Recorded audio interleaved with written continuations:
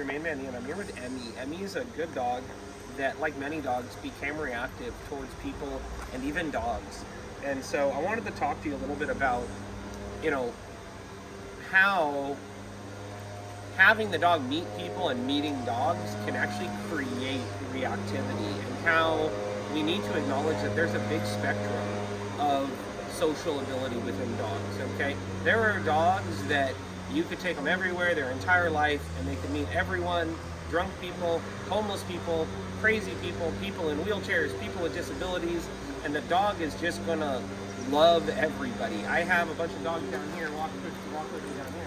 I have a bunch of dogs down here, like one of these dogs down here who's sleeping. We go to the beach, she just goes up to everybody and makes friends with everybody. That's just how she is. I've never once seen her be apprehensive about meeting a new person. People grab her face, hell, somebody could pick her up and she wouldn't even care, okay? But then, at the same time, realize if that's one end of the spectrum, look over there, Amber. That's the other end of the spectrum. Amber is a dog that does really fine with her family, and that's all. When you start introducing Amber to new people, she becomes apprehensive. Hey, are they gonna pick me up? Are they gonna do that weird thing where they grab my face and they make baby sounds at me? I don't understand why they're grabbing my head or they're making these strange sounds at me. And so as a result, I'm going to, through my behavior, let everybody know, hey, I don't like this. I'm not that social. And so by barking, snapping, lunging, crying, whining, shaking, Amber lets people know, hey, I'm really not that friendly. I don't like that. Now, this is the same way with dogs. If you look at all these dogs down here, you're gonna see like my Rottweiler, Emaniti, for example, or you see Gus there with the pink collar on.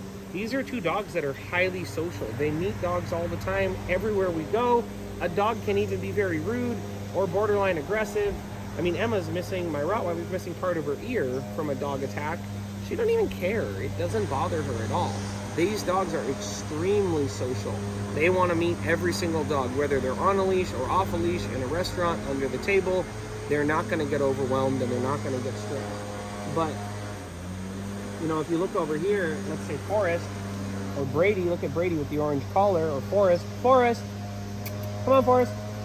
You know, these two guys here, they would be fine just hanging out with their sister.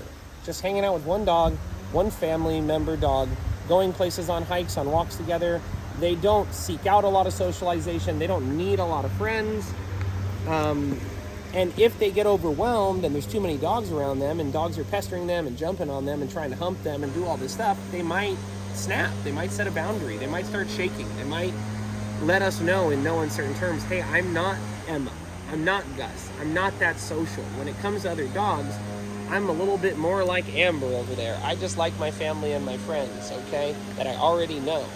Now, realize where we end up in problems is when we don't realize that the dog we have in front of us is maybe not the dog that we think we have, or the dog that somebody else has. And so maybe in the past we had a dog like Emma who loved every dog, met every dog, and then we get a dog like Emmy, and we think, oh man, I'm gonna have Emmy go meet every dog. No matter what, Emmy's gonna do great with the dog. But that's not Emmy's norm. And even though I may own a dog like Emaniti, or I may own a dog like Gus, believe it or not, folks, like that's not even the norm for me as a dog trainer.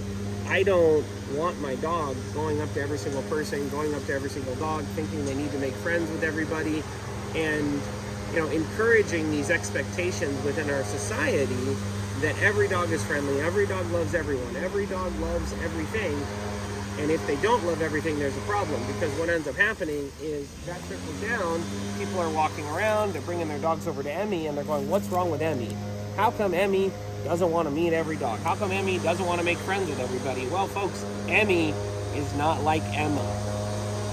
You know, that's not how she operates. And if we take her places and we keep trying to have her meet people and she's kind of on the fence, she may bark at people to make them go away. She may become anxious. She may become nervous and start shaking and go, man, I don't know what's going to happen. I'm in this position. People are going to try to meet me. I don't operate that way. I'm not that social. And this creates a lot of stress that I'm supposed to know how to meet all these people. That's just really not who I fundamentally am. Okay? So first and foremost, we have to honestly assess, where is our dog today? Is our dog like Amber? Or is our dog like Emaniti? Is our dog like Brady and Forrest? Or is our dog like Muggles, you know, or Gus, who just loves meeting every dog? Now, if we can honestly assess where our dog is today, we can make progress, and we can continue to create a dog that is more confident and more open to meeting new people and more open to meeting new dogs. But we have to accept where the dog is at today, okay? And if we have that dog that is expressing, hey, I don't know how to meet people, I don't know how to make friends, what we want to do is we really want to stop having them try to meet people and have them stop trying to meet dogs. We want to focus a lot more on creating clear, consistent communication and really creating, the camera person, you could just stand on the other side of the fence, really creating a clear picture that Emmy, the most important thing when we're out and about is me and you communicate together and we have clear communication. So let's say a dog comes over and I need to put you behind me, I can put you behind me and explain to the dog, hey, go on, please, go on. And I can move the dogs away from me. So you can see here, even if I'm coming through this area, I can move my dog behind me, and I can move all these dogs. Go on, go all the way. Go on, go. Move all these dogs out of the way, folks. Okay? So when I have clear communication with my dog on the leash, I can put the dog behind me. Okay? And I can move the dogs away, and I can create space and advocate for the dog and explain to Iggy here, hey Iggy, she's not really into meeting you right now, and explain to Emmy, hey Emmy, I understand how you operate and I understand you're overwhelmed right now. You don't need to bark or lunge or snap to make these things go away. I can let them know to go away. And if they do come close, you're not allowed to do those behaviors. You're not allowed to bark, lunge, or snap. It's not necessary, and I will tell the dog to leave if they are bothering you and they're in your space, okay? And this would be the same thing with people. Here, Emmy. When I have clear communication, and let's say that was a person coming over, I can put my dog behind me and I can say, excuse me, sir, my dog's not trying to meet people right now. Hey, excuse me, sir, my dog's covered in poison oak. My dog's a service animal in training. Hey, no, we're not saying hi right now, dude. Hey, I'm eating dinner, please, leave my dog alone. So, let me show you what I mean. Let's say I was sitting at a table and had Emmy with me.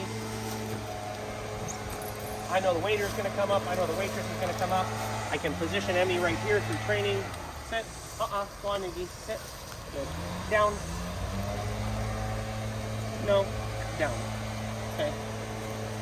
Now, not because the leash is tight, not because I'm looking at Emmy. Is Emmy laying here? Emmy's just laying here because she's laying here. Go on, Dawn, go. Now, when Emmy's in a down position, I'm free to explain to people, hey, please go on. I don't need you to meet my dog. Thank you, go. Okay?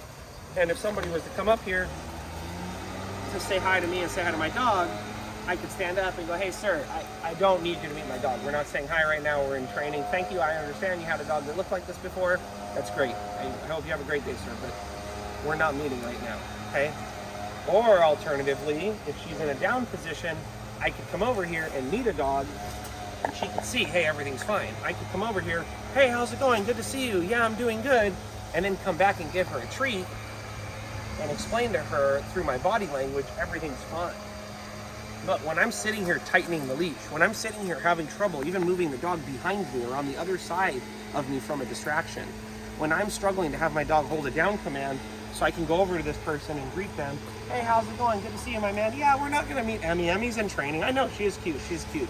But yeah, she's good, man. Hope you have a good day. Okay, I'll see you then.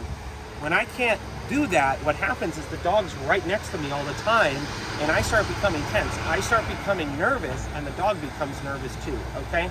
So, to reiterate, understand the dog you have in front of you today and be brutally honest with yourself. If you don't have Emma, if you don't have a Gus, just accept that, and that's okay, folks. That's more common than you would understand, okay? At the point when you understand who your dog is, advocate for them and master the basics of training so that when you start going into these situations, you can prevent them from getting overwhelmed by having dogs and people come up to meet them, and you can put them in a command, and then you can go and interact with things so the dog can see that things are safe. I promise you, folks, if you condition, hey, Iggy, please, go on.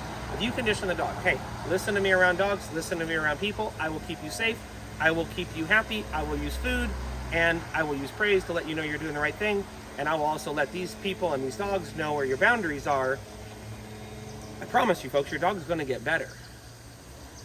And it's possible your dog will never become Emmy, but it's also possible that if you advocate enough and you stand up for the dog enough and you master the basics of training, you may find that eventually your dog has more confidence, has more of a deeper understanding, has more trust in you as their handler. And yes, as a result, we've seen it happen many times. The dog turns a corner, and that dog, if you look behind us up there, you'll see a puppy we're fostering that was actually going to be put to sleep for dog aggression. She's now super social. She loves being with dogs. She loves playing with dogs. So it can turn the corner, folks, but you have to first accept where the dog is today, and second of all, master basic training around these things and advocate, stand up for your dog. Okay, folks, until next time, I'll see you then.